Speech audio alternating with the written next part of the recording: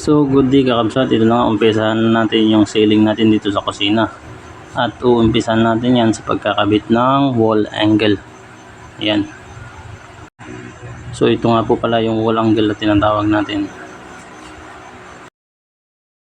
At syempre mayroon tayong tools dyan na gagamitin. Na-order natin sa Lazada. Itong nail gun at may kasama ng bala. Ayan.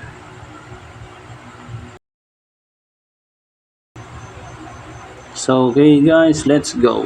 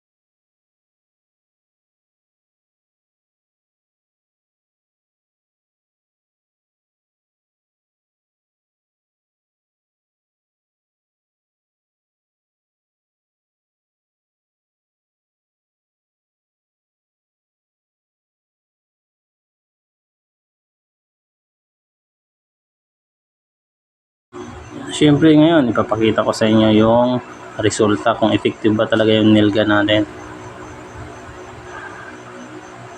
Ayan guys, perfect na perfect, napakagandang gamitin. Thank you sa seller. Ayan. Di tayo binigo. Try natin galawin kung uuga ba guys. Yan, matibay na matibay po. Pagkatapos nga ng pag-install ng wall angle guys, install na rin natin yung ating mga metal faring ay na mga tropa. Let's go.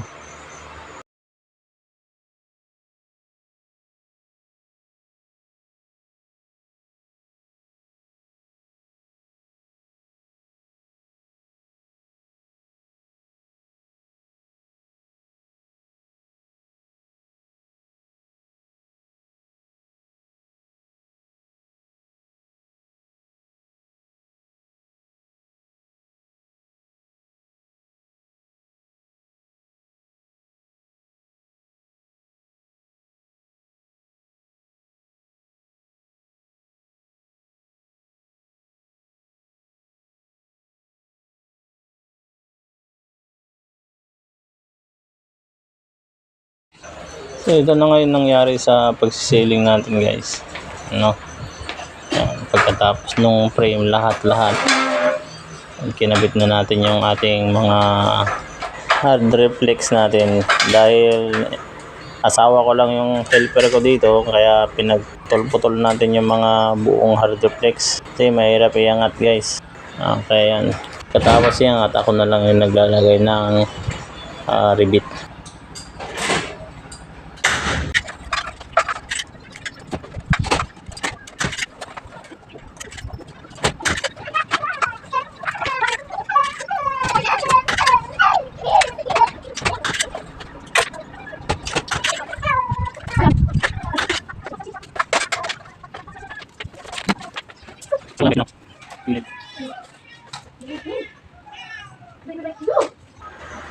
Yan, ito na.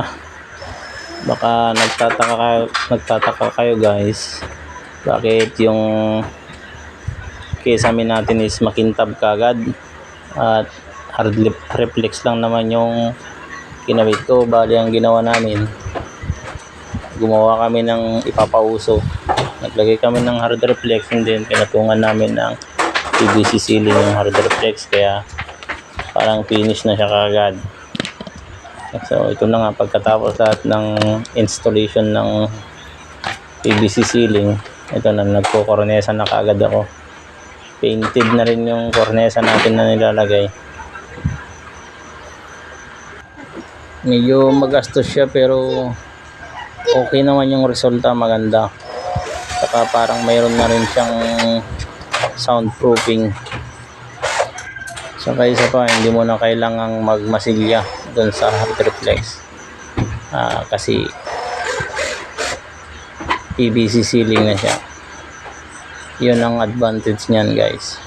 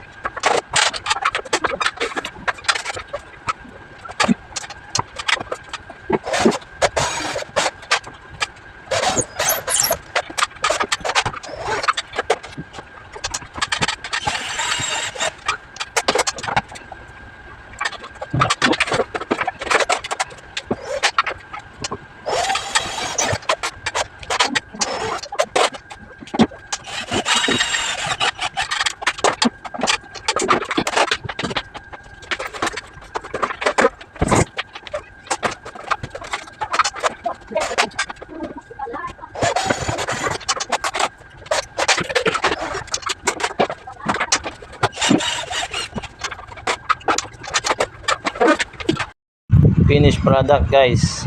Ayan na siya. Ayan, kompleto na po yung ating cornesa. Ayan. Kapag tapos po pala yan, namimintura naman tayo.